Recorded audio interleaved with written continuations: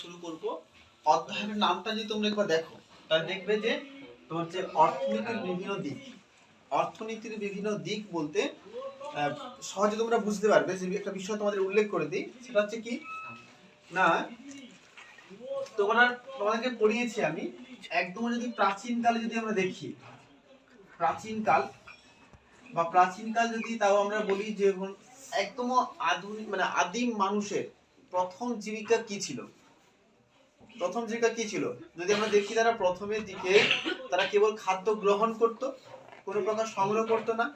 যখন খাদ্য সংগ্রহ করলো তখন ধীরে ধীরে ধীরে ধীরে তারা কি করলো, খাদ্য সংগ্রহ করতে গিয়ে তারা কিন্তু প্রথমে খাদ্যটা সেটাই সংগ্রহ করতে শুরু করেছিল মূলত হচ্ছে কি মাংস। মাংস মানে কি তাহলে জীবজন্তু, জীবজন্তু। তাই সেখানে আমরা যদি দেখি মানুষের প্রথম জীবিকা ছিল সেটা যে কি পশুপালন, তাই না? সে আদিম ভাবো না যে আদিম মানুষের জীবিকা যদি কথা ভাবো একবার, বা সেই তাম্রপ্রস্তর যুগ, সেই বা তোমার হচ্ছে প্রস্তর যুগের কথা ভাবো, সেখানে মানুষ কি ছিল প্রথমে, তাদের মানুষের প্রথম জীবিকা ছিল কি না পশু শিকার, তাই তো? প্রথম তারা কি করতো, পশুকে শিকার করতো। হ্যাঁ, পশু শিকার করতো। পশু শিকারের পরে তারা কি করলো, পশু পালন করা। এই চুপ করো, পশু পালন। কথা হচ্ছে কেন,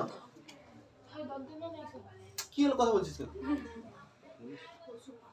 পশুপালন। হ্যাঁ, তারপরে পশুপালনের পরে তারা কি করলো না কৃষিকাজ, কৃষিকাজ করলো। তারপরে কৃষিকাজের পরে আমরা দেখবো কি না বাণিজ্য, তাই তো? এই হচ্ছে মানুষের জীবিকার যে ক্রমবিবর্তন। এটা তোমরা কিন্তু দেখছো, কিন্তু এটা ঠিক আছে। এবার দেখো মানুষ যখন কৃষিকাজ করতে শিখলো, কৃষিকাজ করতে শিখলো তখনও কিন্তু আমরা এটা ভাবতে পারি যে মানুষের যে বিবর্তন, সেই বিবর্তনটা অনেক বেশি উন্নত হয়ে গেছে কৃষিকাজ করতে যখন তারা শিখেছিল। কৃষিকাজ করার সময়কালে যদি আমরা এই সময়কালে দেখি, এই কৃষিকাজের সময়কালে মানুষ ধীরে ধীরে করে তারা সমাজবদ্ধ জীবে পরিণত হতে শুরু করেছে। একটা সমাজে বিভিন্ন শ্রেণীর সৃষ্টি হচ্ছে। ঠিক ওই পর্যায়ে কৃষি নির্ভর অর্থনীতি যখন গড়ে উঠলো তখন কিন্তু ধীরে ধীরে গুরুত্ব পেল কার, ভূমির। কার গুরুত্ব পেল? ভূমি বা জমির গুরুত্ব পেল। কারণ যার যত বেশি জমি সে তত বেশি ধনী, কারণ জমি থাকলেই কৃষিকাজ সেখানে বেশি হবে, সে বেশি উৎপাদন করবে, আর বেশি উৎপাদন করলে সেই উৎপাদনের বেশির উপর ভিত্তি করে তার অর্থ বাড়বে, অর্থ বৃদ্ধি পাবে। কারণ আমরা জানি যে বেশি উৎপাদন করলে তার প্রয়োজন যতটা মিটলো, মিটার পরে কিন্তু সে সেটা বাকিটাকে কি করবে, বিক্রি করবে। আর যে যত বেশি বিক্রি করবে তার অর্থ ইনকাম তত বেশি হবে, অর্থ হয় তত বেশি হবে, সে ধনী হবে। তো অর্থাৎ কৃষি যখন মানুষ শিখে ফেললো, ঠিক ধীরে ধীরে করে কৃষিকে কেন্দ্র করে, অর্থাৎ জমিকে কেন্দ্র করে, ভূমিকে কেন্দ্র করে অর্থনৈতিক ব্যবস্থার পরিবর্তন করতে শুরু করলো। প্রথমের দিকে এটা ঠিক করা হলো যে কৃষিক্ষেত্রে যত বেশি উৎপাদন করা হবে তত বেশি তার লাভ হবে। তো সেই কৃষিক্ষেত্রে কারা কাজ করবে, বা জমি তো সকলের কাছে জমি রইল না। আমি তোমাদের বললাম একটু এটা মুছে দিয়ে চেষ্টা করছে। আমরা যদি দেখি যখন মানুষ তারা কৃষিকাজ করতে শুরু করলো, কৃষিকাজ হলো তাদের প্রধান জীবিকা, প্রধান জীবিকা হলো কৃষিকাজ, তখন গড়ে উঠলো কি না সমাজের শ্রেণীবিভাগ ঘটলো।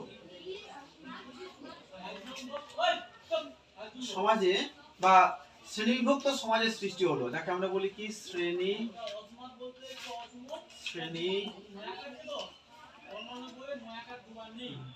শ্রেণীবিভক্ত সমাজের সৃষ্টি হলো, যখন শ্রেণীবিভক্ত সমাজের সৃষ্টি হলো তাহলে আমরা যদি দেখি সমাজে দুটো শ্রেণীকে দেখতে পেলাম। একটা আমরা দেখতে পেলাম মালিক শ্রেণী। মালিক মানে কি, জমির মালিক। হ্যাঁ, আর সেই জমির মালিকে তার জমিতে কাজ করলো কে না কৃষক। কৃষক। তাহলে মালিককে ধনী আর কৃষককে গরিব, তাই তো? এখান থেকে আমরা যদি দেখি ধীরে ধীরে করে জমিকে কেন্দ্র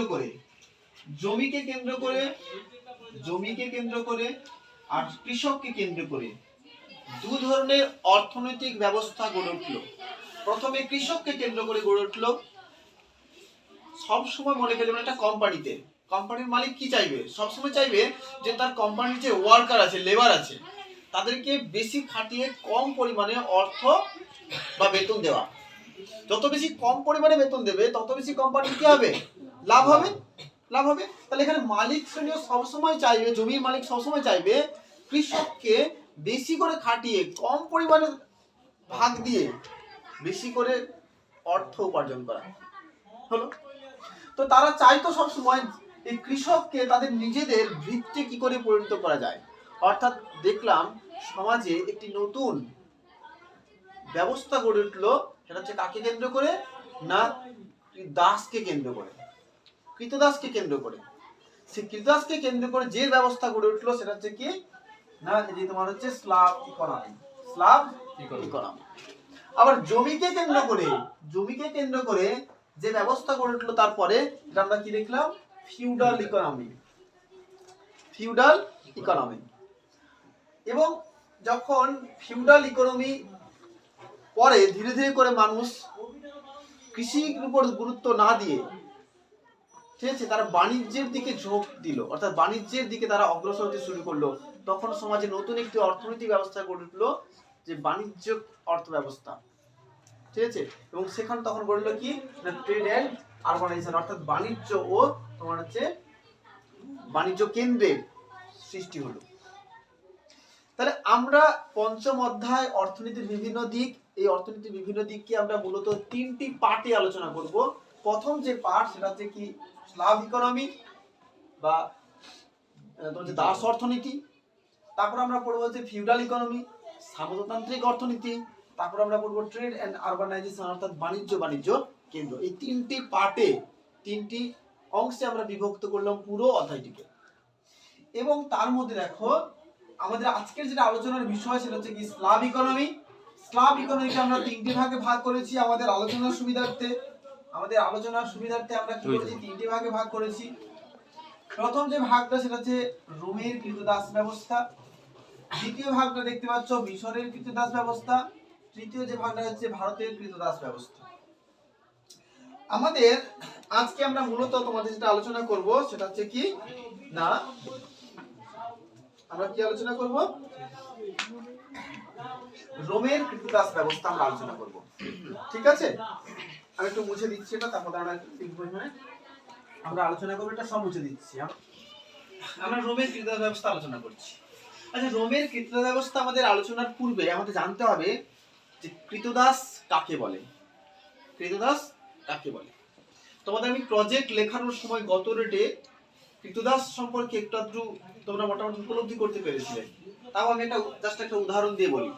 তোমাদের বলেছিলাম যে আমাদের বাড়িতে আমরা মুরগি পুষি, ঠিক আছে, তো যখন কুটুম চলে আসে হঠাৎ দোকান সব বন্ধ, মাংস দোকানে যাওয়া যাচ্ছে না, সমস্ত দোকান বন্ধ, বা মনে করো এমন কুটুম এসছে রাত্রি 10টার সময়, তখন সব দোকান বন্ধ, কিন্তু কুটুম অনেক দিন পরে এসছে, আত্মীয়টা অনেক দিন পরে এসছে, তো সেই আত্মীয় অনেকদিন পরে থাকলে তাকে ভালো মন্দ না খাওয়ালে হয়, নিজের মান সম্মানই থাকে না।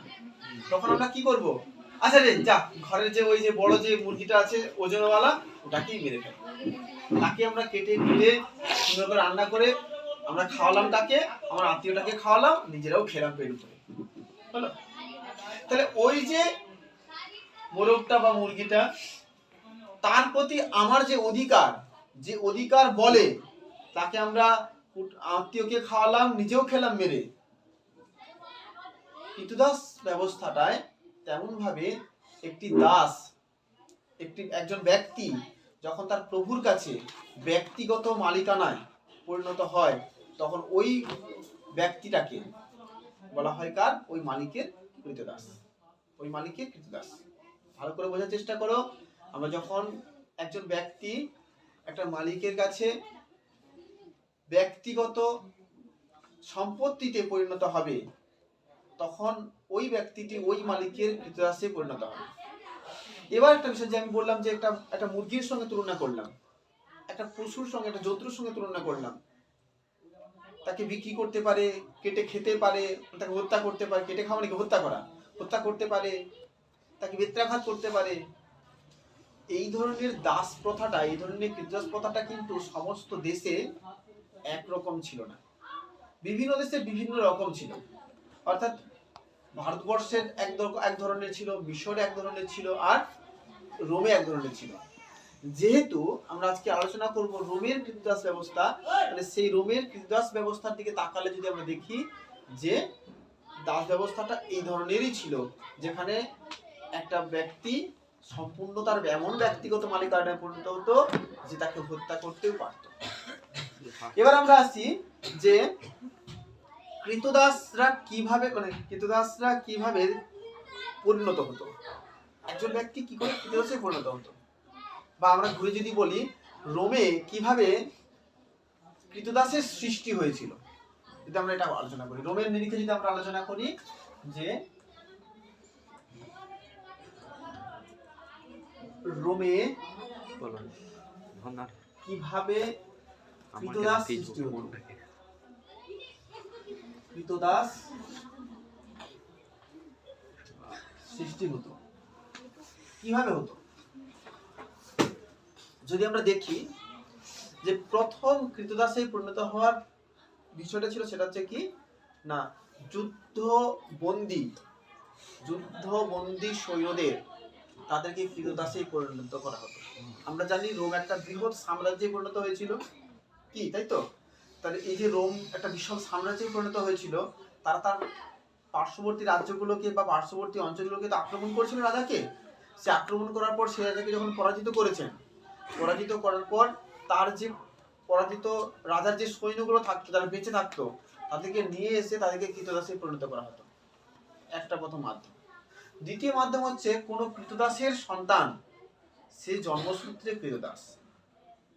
ওই যে সৈন্যটি কৃতদাস, তার যখন সন্তান হবে সেও কিন্তু কৃতদাসেই জন্মসূত্রে কৃতদাসেই পরিণত হবে। তৃতীয় যে দিকটি ছিল, ধরো মনে করো একজন ব্যক্তি একজন মালিক মানে একজন ধনীর কাছ থেকে অর্থ সাহায্য নিয়েছে, সে অর্থটি সাহায্য নেওয়ার পরে সেই আর পরিশোধ করতে পারলো না। হতে পারে তার বাবা ধার নিয়েছিল, হতে পারে সে নিজে নিয়েছিল, যেই নিক না কেন, পরিশোধ করতে আর পারলো না। তখন পরিশোধ করার জন্য তার ঘরের সবাই ওই ব্যক্তিটির বাড়িতে কি করতো, বেগার শ্রম দিত। বেগার শ্রম একবার দেওয়া শুরু করা মানে সে আর কখনোই ওই ব্যক্তির কাছ থেকে বেরিয়ে আসতে পারতো না, তখন সে কিন্তু কৃতদাসেই পরিণত হতো। তো এইভাবেই মূলত রোমে কৃতদাসদের সৃষ্টি হয়েছিল। এবার মূল বিষয় হচ্ছে কৃতদাসদেরকে দিয়ে কি করানো হতো, শুধু খাওয়া হতো নাকি? মানুষকে খেবে ওই মুরগির মতো কি খাওয়া হবে? হ্যাঁ, না। তখনকার দিনে কৃতদাসদের দিয়ে রোমের সমাজে সমস্ত প্রকার কাজকর্ম করানো হতো। এখানে একটা উল্লেখ আছে যে বলা হয়েছে যে রোমের ধ্বংসের অন্যতম কারণ ছিল কি জানো তো, যে রোমের আসলে রোমের নাগরিকরা অলস হয়ে গিয়েছিল।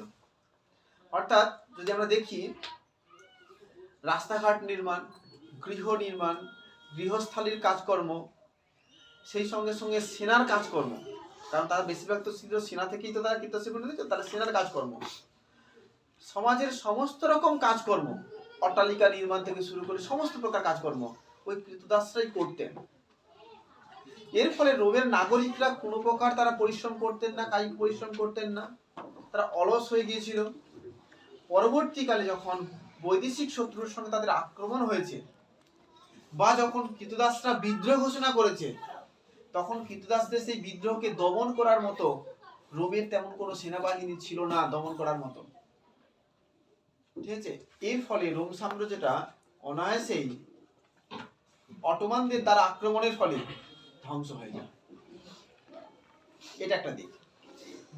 আরেকটা বিষয় হচ্ছে কি না, এমন ভাবে কৃতদাস ব্যবস্থা রোম সমাজের মধ্যে প্রত্যেকটি স্তরে ছড়িয়ে পড়েছিল, যেখানে কৃতদাস প্রথাটা একটি অর্থনৈতিক ব্যবস্থায় পরিণত হয়ে গেছিল। কথাটা বুঝতে পারলে কি বললাম আমি?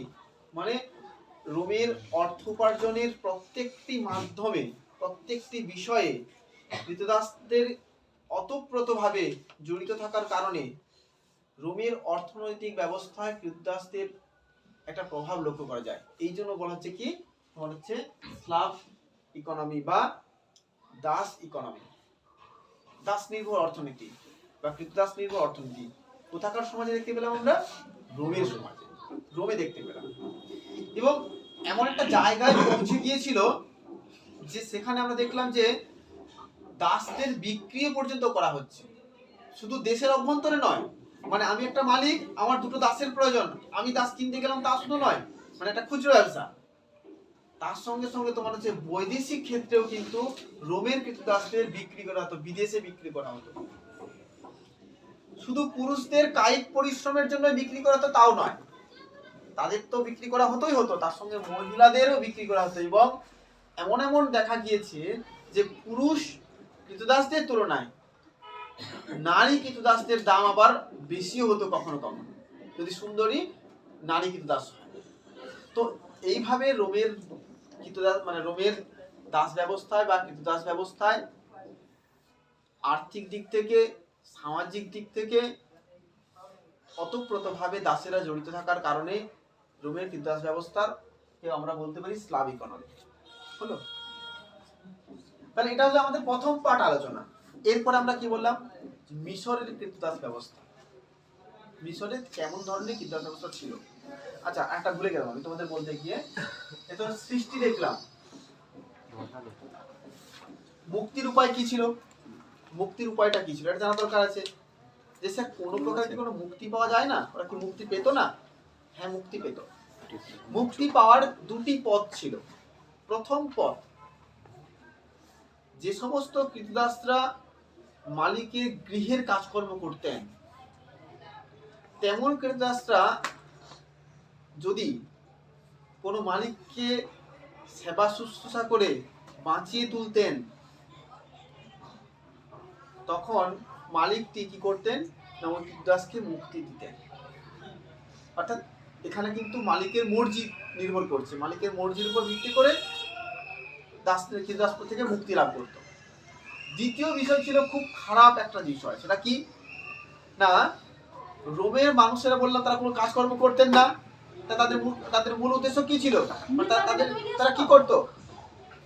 তারা মূলত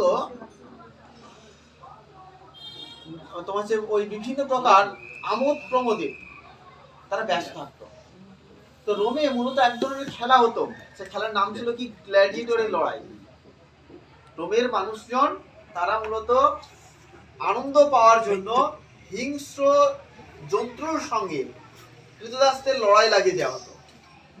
সেই লড়াইটা এমন ছিল আমৃত্যু লড়াই, মানে যত সময় পর্যন্ত কোনো একটা পক্ষ মৃত্যুবরণ করছে না তত সময় পর্যন্ত লড়াই চলতে থাকতো, এবং এক পক্ষ মৃত্যুবরণ করলে লড়াইটা শেষ হতো। সেই লড়াইয়ে যদি বললাম কেন না, এই কারণে বললাম, একটা হিংস্র বাঘের সঙ্গে বা সিংহের সঙ্গে একটা মানুষ লড়াই করতে পারবে না, ম্যাক্সিমাম টাইম মারা যেত।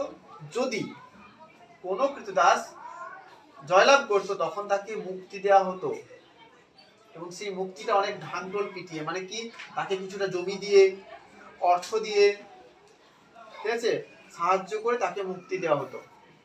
এই ছিল কৃতদাস প্রথা থেকে মুক্তির উপায়।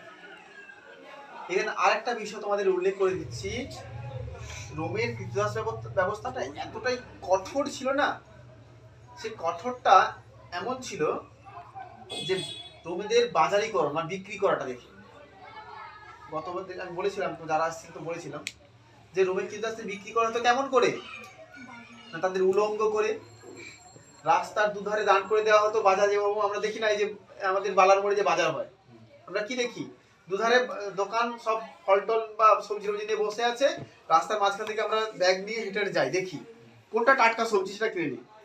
হ্যাঁ, দাম কম এবং টাটকা, আমরা সেটা করি, দুটো জিনিস দেখি, দাম কম আবার টাটকা দেখি, তাই তো। তো কৃতদাসদের ঠিক একই রকম ভাবে তাদের বাজারীকরণ করা হতো। রাস্তা দুধারে তাদেরকে উলঙ্গ করে দাঁড় করে দেওয়া হতো এবং গলায় এক ধরনের তোমার হচ্ছে স্লেট টাইপের, স্লেট আমরা দেখি না, এরকম স্লেট টাইপের ঝুলি দেওয়া হতো। তাতে লেখা থাকতো তার নাম, তার বয়স, ঠিক আছে, এবং তিনি তার যদি কোনো প্রকার কোনো অসুখ বিসুখ থাকে সেটা লিখে থাকতো। এটা তো দেখতো, মানে ওটা দেখতো, দেখে কৃতদাসটা কেমন তা বোঝা হতো যারা কিনতে গিয়েছেন বাজারে। তার সঙ্গে সঙ্গে তারা আরেকটা জিনিস দেখতেন, কপালের দিকে তাকিয়ে দেখতেন যে কপালে কোনো চিহ্ন আছে কিনা। কারণ কপালে যদি তাদের চিহ্ন থাকে তাহলে কি বুঝবে যে এই কৃতদাসটা ভালো নয়, ভালো নয়।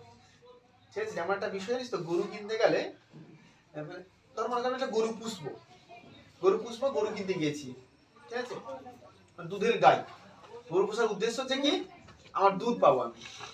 তো জিজ্ঞাসা করি, কি গো তোমার গরু দুধ ঠিকঠাক দেয় তো, মানে লাথি মারে না দুধ দেওয়ার সময়? তো মানে ম্যাক্সিমাম গরু হচ্ছে লাথি মেরে দেয় দুধ দেওয়ার সময়, তো এটা হয় না তো, বেশি দুধ দেয় তো। এখানেও তাই, কপালে দাগ মানে ওই কৃতদাসটি তিনি অত্যাচার সহ্য না করতে পেরে বারে বারে পালিয়ে গিয়েছেন। ঠিক আছে, ওই পালিয়ে যাওয়া কৃতদাসকে ধরে নিয়ে এসে গরম লোহাকে পুড়িয়ে তাদের কপালে এক ধরনের চক্র আকার দাগ দিয়ে দেওয়া হতো, যাতে প্রমাণ পাওয়া যায় যে ওই কৃতদাসটি তিনি মাঝে মাঝে পালিয়ে যান, যতগুলো দাগ ততবার তিনি পালিয়েছেন। ওই কৃতদাসকে বলা হতো কি বলা হতো? ম্যানোমিসিও। তোমরা মাঝে মাঝে দেখবে না যে দাগি মানে দাগাই করা ষাঁড়, হ্যাঁ, মানে ভগবানের নাম করে অবলা প্রাণীর, ঠিক আছে, পাছাতে কি করে গরম চক্র বা গরম ত্রিশূলকে গরম করে ছাপ দিয়ে দেয়, যাতে সারা জীবন ওই দাগানো ষাঁড় হয়ে থাকে। বুঝতে পেরেছো? দেখেছো কোনোদিন? একই রকম ভাবে ওরকম কপালে দাগিয়ে দেওয়া হয় ওই কৃতদাস। তাহলে তোমরা উপলব্ধি করতে পেরেছো যে রোমের কৃতদাস ব্যবস্থাটা কতটা নিষ্ঠুর, কতটা কঠোর ছিল। ক্লিয়ার বুঝে গেল? এই ছিল আজকের আমাদের আলোচনার বিষয়, যে তোমরা তাহলে কিন্তু তোমাদের পড়া থাকলো কি, রোমের কৃতদাস ব্যবস্থাটা ভালো করে তোমরা পড়বে।